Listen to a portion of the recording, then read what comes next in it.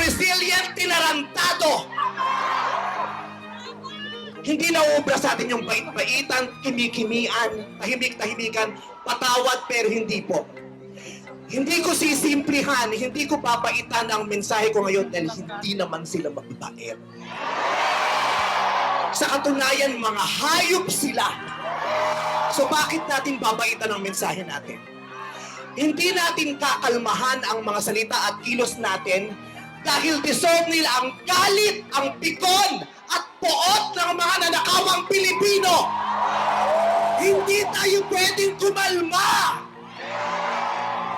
Hindi pwedeng iiyak lang. Hindi pwedeng magtitiis lang, hindi tayo kakalma. Hindi ko kayang maging magalang sa kanila dahil mga bastos sila. Mga salaula sila at mga baboy sila. Hindi natin kayang maging mabait sa kanila dahil mga walang ya sila.